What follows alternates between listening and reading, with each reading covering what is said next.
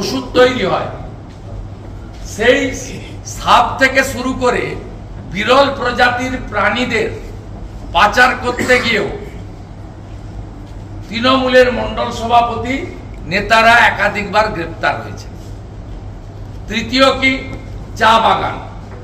চা বাগান তো এই মুখ্যমন্ত্রীর সময়ে কার্যত ধ্বংসপ্রাপ্ত হয়েছে।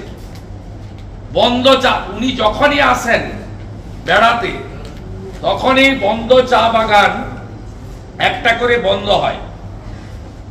এবারে বন্ধ হয়েছে মধু চা বাগান। এই মুখ্যমন্ত্রীর গত কয়েক বছরের মধ্যে 2-3 বছরে যে বন্ধগুলো হয়েছে, আলিপুরদুয়ার, রেড ব্যাংক, রামঝোড়া,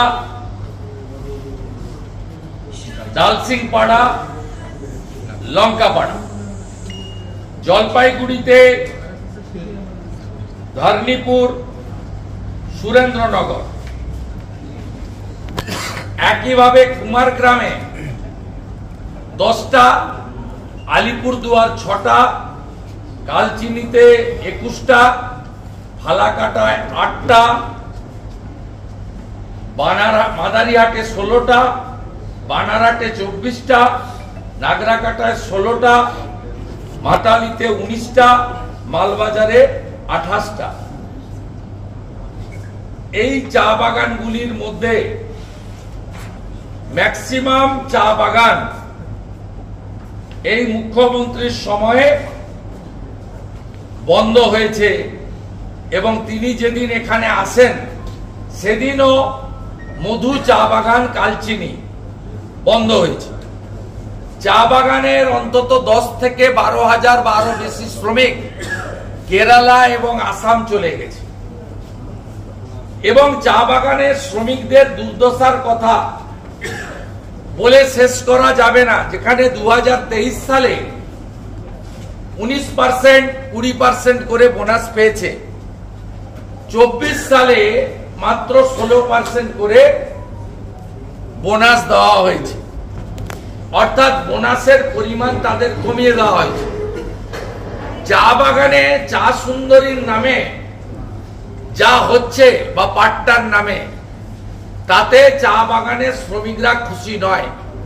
কারণ আগে চা বাগানের যে হাউসিং ছিল, রিপেয়ারিং করার সমূহ খরচ চা বাগানের মালিকদের দিতে হতো।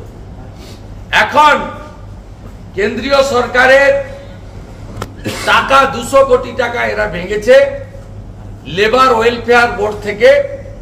2023 সালে 20-12-2023 কলকাতার নিউ সেক্রেটারিয়েটে মিটিং করে 200 কোটি টাকা লেবার ওয়েলফেয়ার বোর্ড থেকে সরানো হয়েছে। সেই টাকাতেই চা সুন্দরীর চেক বিতরণ করছেন মুখ্যমন্ত্রী। একদিকে চা বাগানের মালিকদেরকে আর্থিকভাবে সুরক্ষিত করা, যে তোমাদের আর চা শ্রমিকদের বাড়িঘর রিপেয়ার করতে হবে না, তোমাদের অনেক টাকা আমি বাঁচিয়ে দিলাম, কিছু টাকা আমাকে দিও।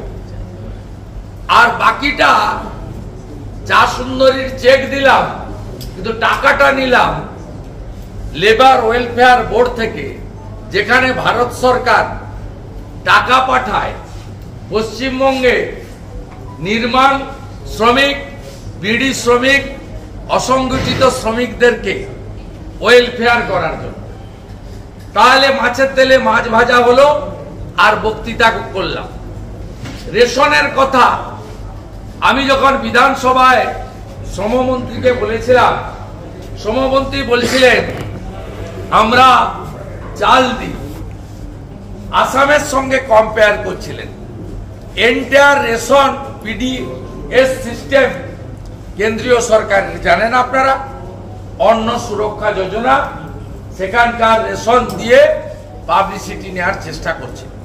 চা বাগান ধ্বংস শেষ, এর জন্য দায়ী এই মুখ্যমন্ত্রী। তিনি আপনার এখানে কিছু স্কিম উদ্বোধন তো করেননি, শিলান্যাস করেছেন।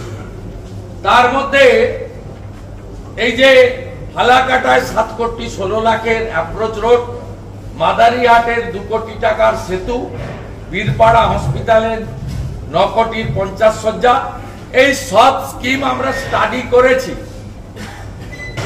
এ 90% স্কিমের টাকা জল জীবন মিশনের, ন্যাশনাল রুরাল লাইভলিহুড মিশনের, NRLM এর এবং স্বচ্ছ ভারত অভিযানের।